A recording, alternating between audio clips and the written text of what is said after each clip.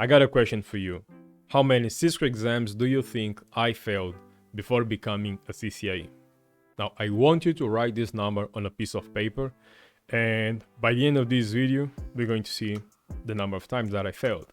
And just write in the comment section just to know how close you were to the real number. Now, the goal of this video is to not only share with you my trajectory, how I started my journey, and why I started in the way I started, so that you can learn one or two things with this. First, don't follow the same steps that I did. This is not the first time that I mentioned this in this channel. Second, the strategy that I used before doesn't apply to the current time. So I'm recording this in 2023. I don't know which time you're going to see this video in the future. Hello.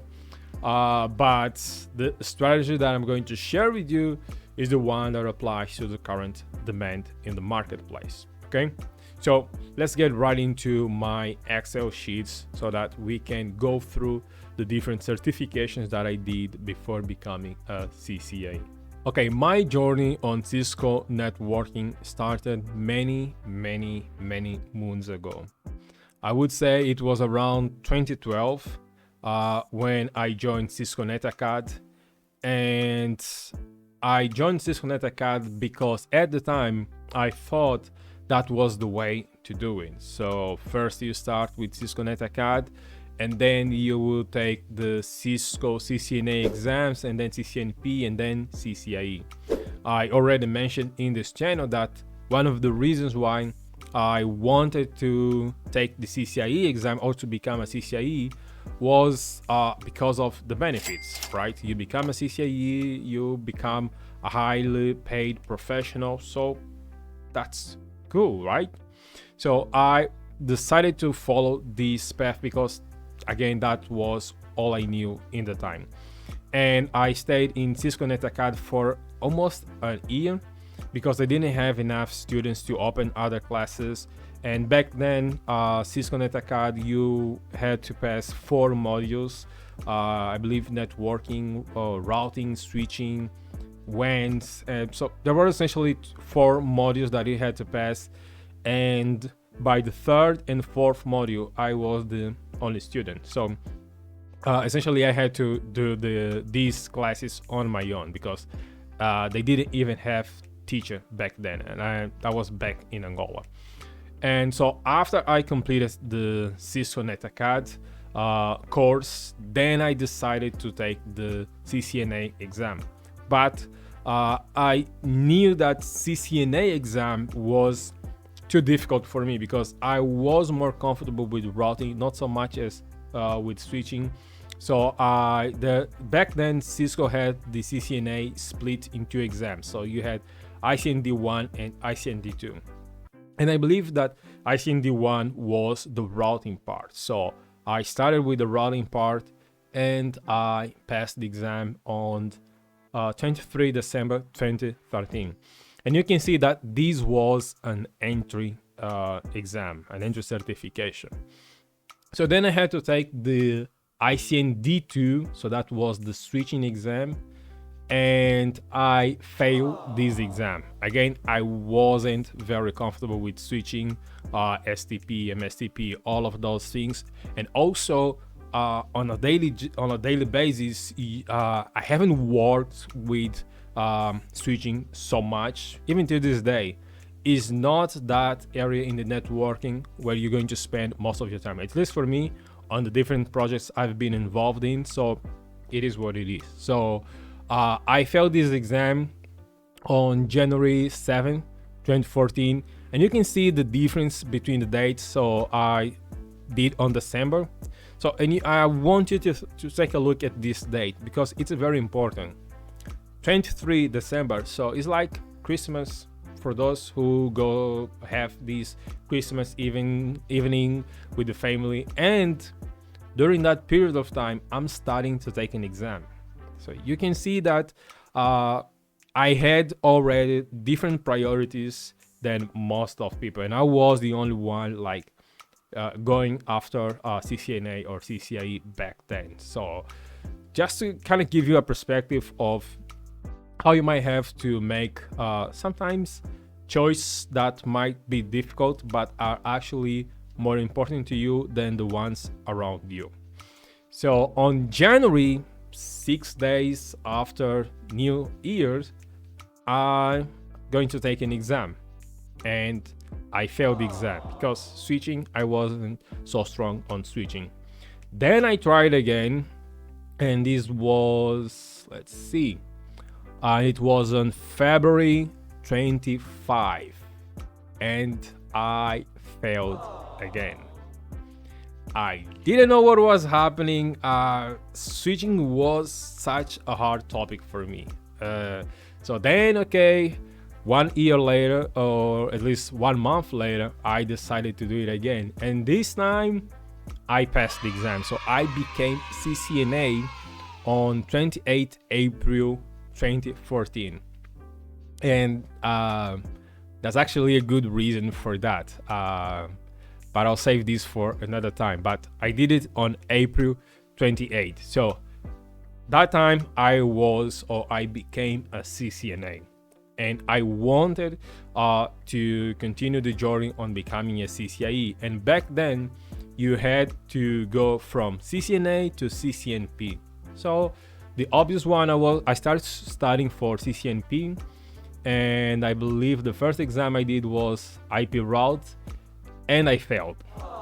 And this was on July. And you can see that it took me some time from April to July to take the exam, because I had to go in depth on the studies for CCNP route, because I believe that's where you start to see things like BGP, but also the concepts about networking.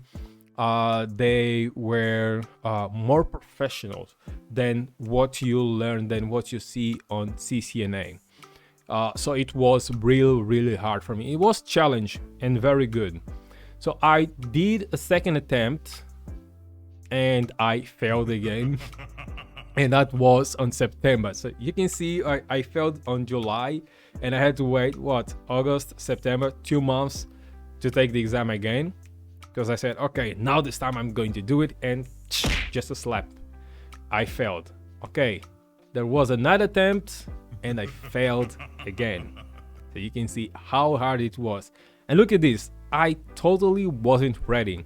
On the same month, I wanted to take the exam because I thought, okay, Cisco, they by the end of the exam, they give you this report and they show these are your strengths, these are your weaknesses.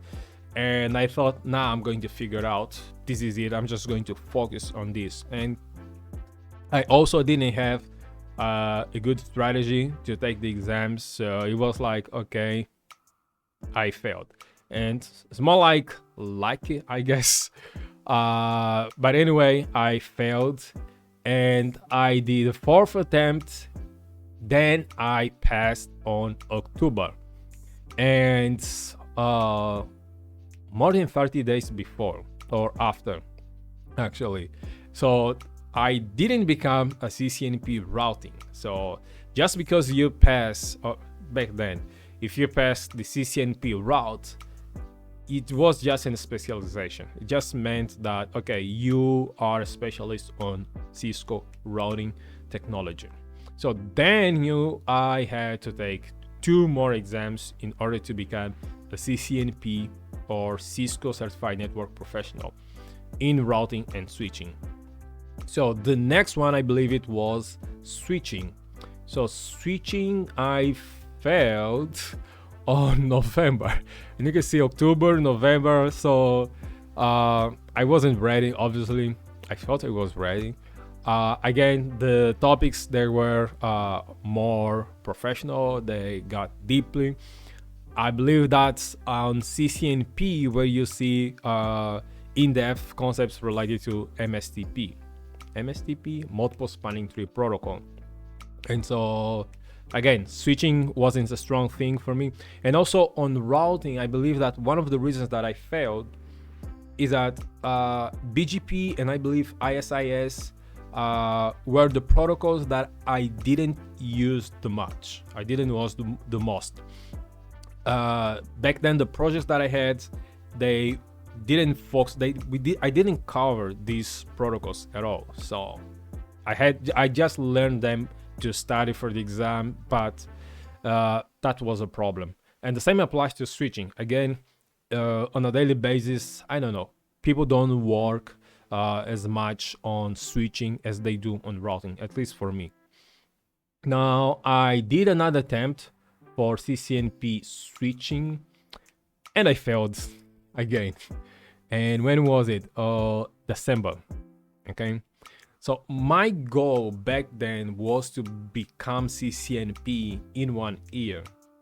And you can see that I'm kind of running. I have to pass this, but it's just not working. So all of these 2014. Okay, so I become a CCNA in 2014, and I'm trying to become CCNP in the same year. Now, obviously, I am just trial and error, and finally I passed just on 2015. Okay, so again, during the end of year, December, January, everyone is having parties, everyone is having a great time. I won't say that I wasn't have a great time also, but the mindset, it wasn't on the parties, on the celebrations that we're taking during that period of time. Even to this time, that's just the way I work. So if I have a goal, if I have a specific objective, a specific target, it doesn't matter if it's during my birthday, it doesn't matter if it's during these big holidays. I just have to focus on the goal. So on January, I passed the CCNP switch exam, and then there was the third exam, and that was CCNP troubleshoot that I passed on the first attempt. And look at this, I want you to pay attention to this. So I passed CCNP switch on January 16, then I passed the CCNP troubleshoot on January 19. Was it lucky? No. I already had a lot of experience with networking, and during that time I was working at a company that had a lot of problems, and I mean a lot of problems, from enterprise, data center. So I was deeply involved in the company, and I believe back then, 2015, I was also responsible for the team there, and I was deeply involved. Troubleshooting was like breathing for me. That's something that I really enjoyed to this day. That's something that I like to spend most of the time on, fixing problems. And funny is that I see that most of network engineers, they don't know how to troubleshoot. They might know how to configure. They might know one feature or another, but they don't, because they don't understand the technology, they can't troubleshoot, they can't solve the problems. And because I've been exposed to such difficult environments, it was for me easier to pass the CCNP troubleshoot exam. Okay, so 2015, I am CCNP routing and switching. Okay, what do I do next? Now, I was working at this company, and back then I'm thinking, well, I've been working with these. There are a lot of technologies that I don't work on a daily basis. And do I really want to take CCIE? Do I really need to take the CCIE? See, because once I became CCNP, most of the different technologies, most of the different perspectives that you can have about technology, I already had by becoming a CCNP. I had a lot of experience. I knew most of the technologies around network routing and switching. So I was okay, at least on the routing and switching environment. So by thinking more from, okay, how am I going to grow my career? Where do I want to go? Where do I see myself in 1 year, 2 years, 5 years? And how does really will benefit me? So then I decided, okay, probably I should start also going into different tracks, such as data center, security, voice, and all these things. So let's see, the next certification that I did was, yes, that was security. So I already was involved also with security, but not so much that I wanted to become a specialist on it. So then I decided, okay, I'm dealing with all these products, different security products. Okay, I'm going to go deeper in this, because routing and switching, okay, I'm good, I'm comfortable with it, I know how to do it. So then I wanted to have the same level of expertise, the knowledge on security. So I started by taking the IINS. So it's just, I was trying to become CCNA security. Again, back then you had to start with CCNA. So I did this exam and I passed. And this was what? 10 days after taking the CCNP troubleshoot. So yeah, so it's like, let's see, it's not like I passed CCNP troubleshoot and then I decided to take the CCNA security. I would plan my year, the certification that I want to take 1 year before. Okay, so it's not like, oh, I passed CCNP troubleshoot and then I'm going to take this exam. No, I believe that back then, 2015 or 2014, that's where I was kind of creating a strategy on how I wanted my career to be, on how I wanted to take the certification. So that's why you see on the same month I did CCNP switching, I did CCNP troubleshooting, and also the IINS on security. And the next exam, let's see, I failed. So that was data center. Yes, I also wanted to dive deeper into data center because of Nexus switches. So that was a data center in the company back then.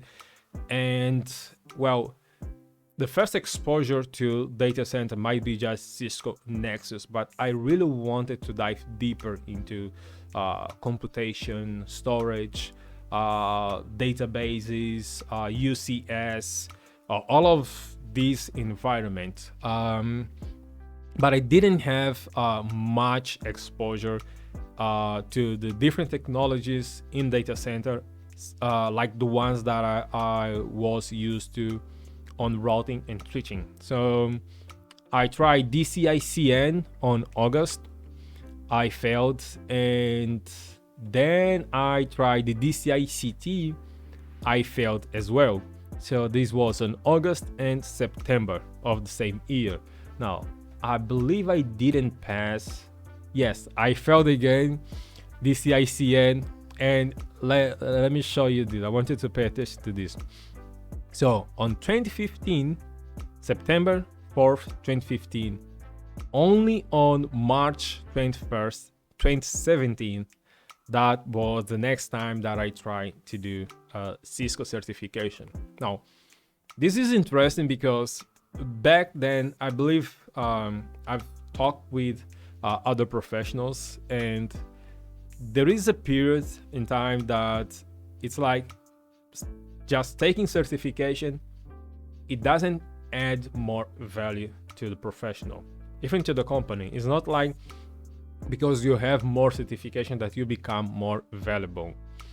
It's you get to a point that if you learn more, it will actually start to hurt you. You become too valuable for the company, and also become too valuable for the market, unless you switch to a different marketplace, to a different company, to a different country, to different projects. But if you're just in the same company and they have just a set of devices, of technologies that they interact with on a daily basis, that is really part of the business, then by becoming CCNA or CCNP data center, CCNA, CCNP voice doesn't add more value to the company. So that's why you see this gap between 2015 to 2017, because back then I realized, well, I'm just going to stay with CCNP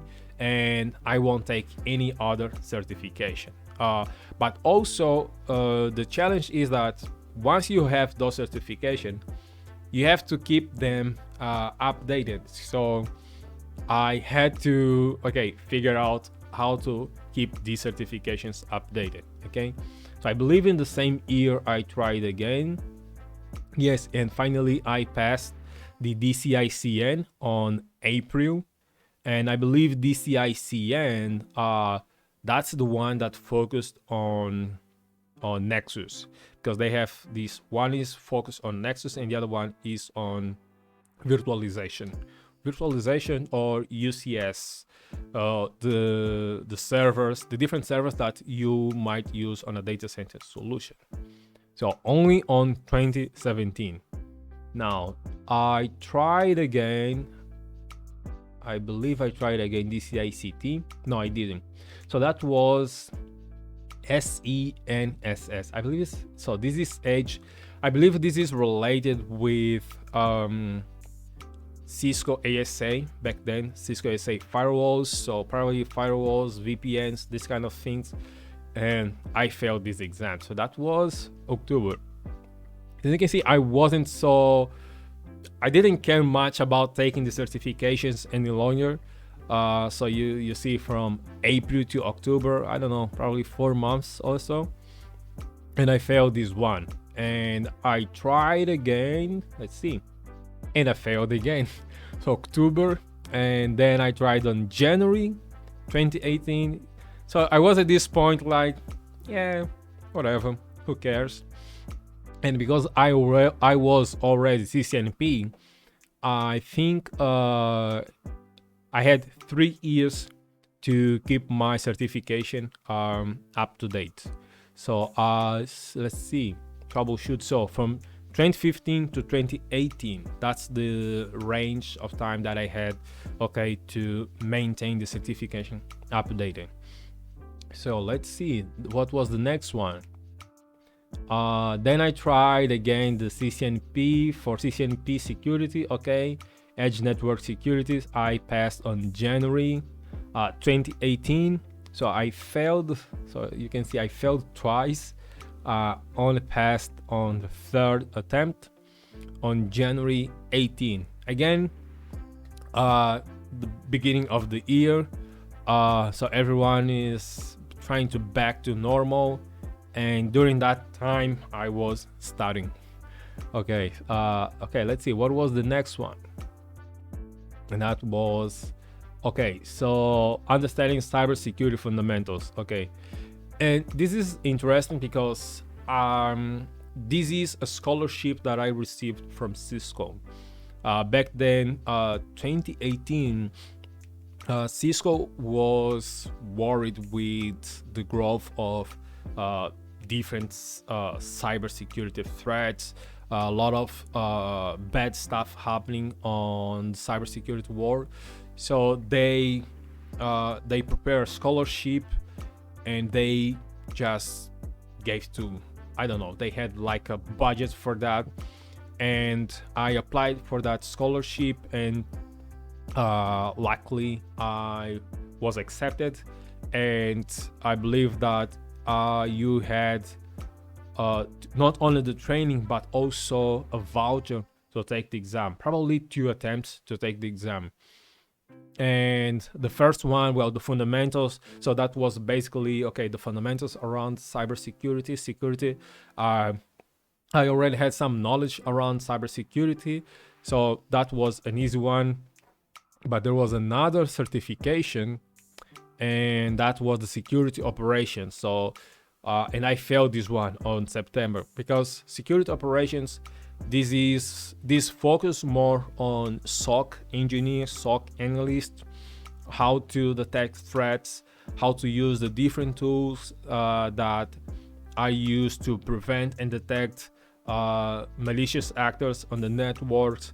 So it wasn't something that I was really comfortable with. But then I believe I passed this exam.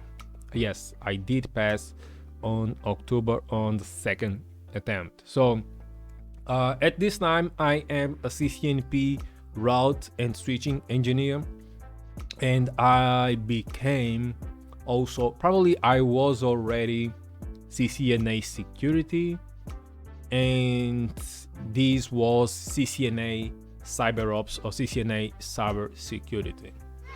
Okay, so we are on 2018.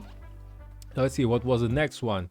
So the next one was the CCIE, so 2019. So I passed this exam on July 2019, and then I passed the CCIE on 2021. Okay, but before we go to 2021, let's see, I believe that was also security. Yes, and that was ICE. Now, why did I do the ICE exam? And the last one that I did was SCORE. So let me just give you a context for this. I passed the CCIE written exam, routing switching, because then I decided, okay, I'm just going all in to become a CCIE. And I also was studying for my CCNP because I wanted to do CCIE security and CCNP security. And also I noticed that ICE was a big player on Cisco Enterprise as well on Cisco Security. So by the time I was studying for the lab exam, for CCIE Enterprise lab exam, I thought, well, I might as well just keep my CCNP status up to date by taking the ICE certification, and because I needed to know in depth about Cisco ICE, so that's why I took this exam. And on 2021 September, that's when I became CCIE for enterprise infrastructure. Now, as I said, I wanted also to take the CCIE security. So on 2022, I passed the exam SCORE, or the CCNP core exam for the CCIE security track. Okay, now let's take a look at the strategy that I believe to be the most suitable for anyone who wants to get started in networking, or if you already work in networking and you want to advance in your professional career. Now, I always recommend people to start with Cisco NetAcad. By the time of this recording, we are in 2023. Cisco has made available a ton of courses for networking engineers.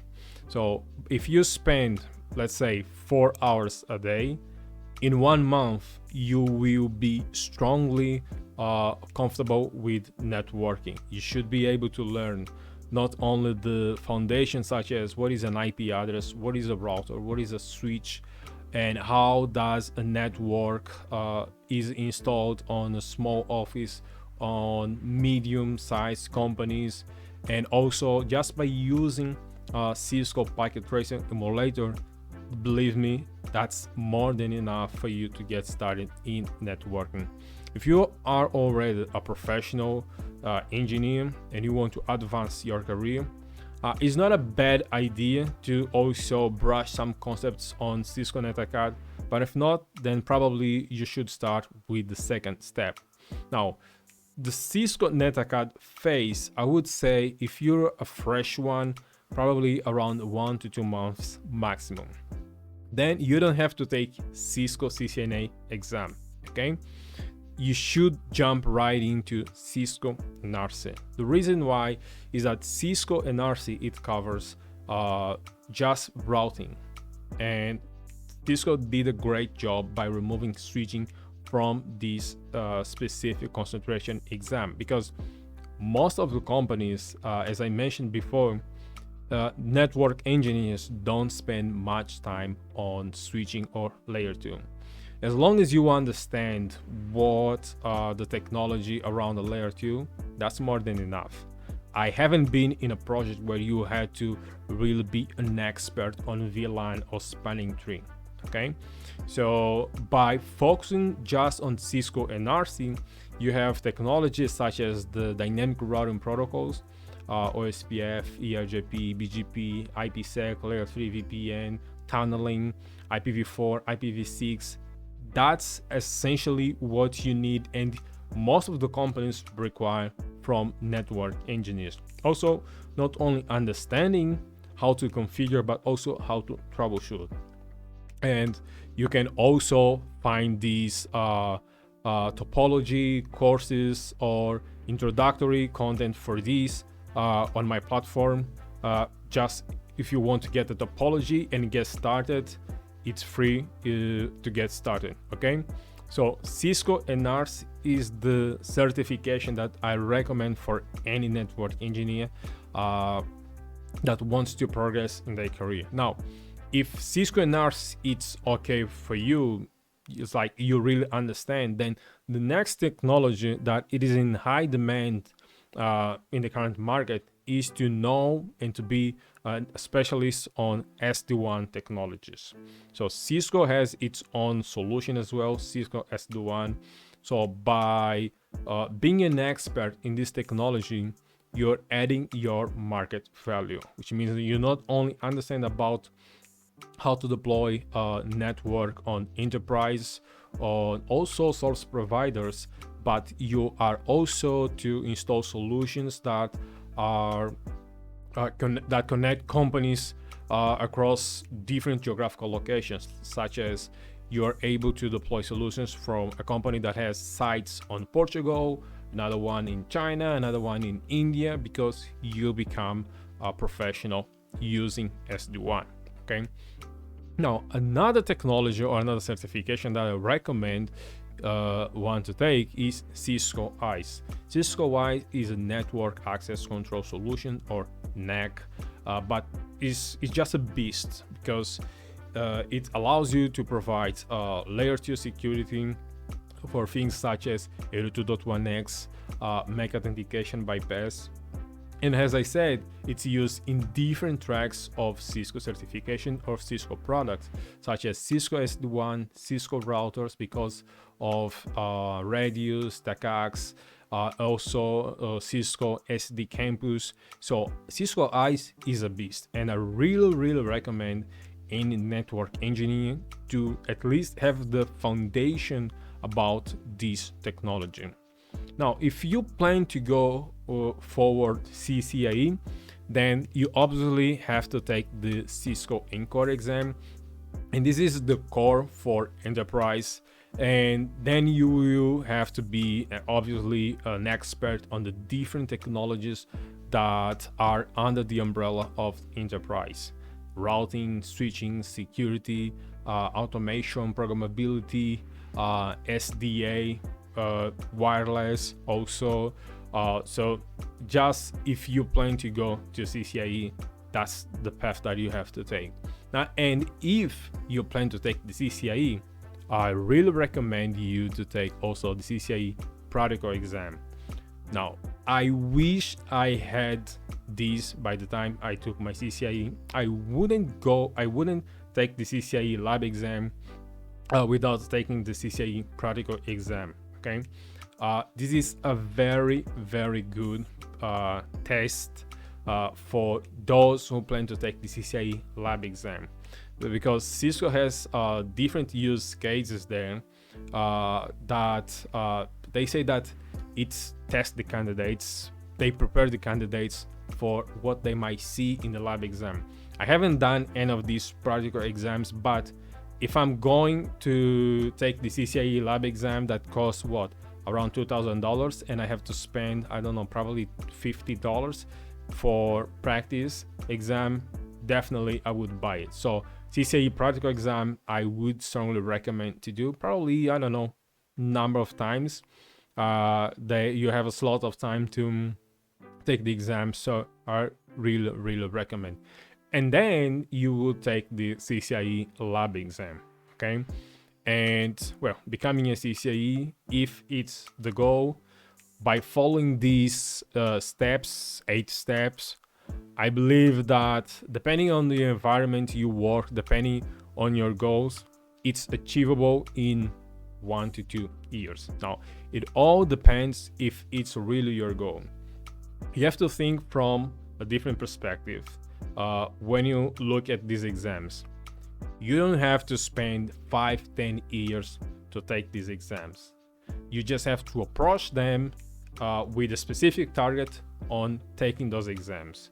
And it means that instead of jumping from CCIE or from the enterprise track to security, to wireless, to data center, if you just focus on one track, you're more likely to hit your goals in shorter time. Instead, what I did in the past, I started with routing and switching, and then I added security, and then I added data center, and then I was going to cybersecurity. I could just study those tracks, but not focus to pass the exam, because it requires a different energy if you're just learning the fundamentals for a specific technology in comparison to studying to pass the exam. Because to pass the exam, at least for me, I need to read the theory, I need to have hands-on, I need to lab, so it takes a lot of effort just to pass an exam. And I didn't mention or I didn't cover this, but I also did other trainings, not certifications, that allowed me to gain a deeper knowledge in different technologies such as voice, wireless, design, but I didn't have the need to take any certification on those technologies. So to answer the initial question in this video, how many exams I did before becoming a CCIE? Now, let's see, there are 26 before 22, so there was 25 exams in a time frame of around 8 years. Now, obviously, you don't have to spend 8 years or to take all of these exams to become a CCIE.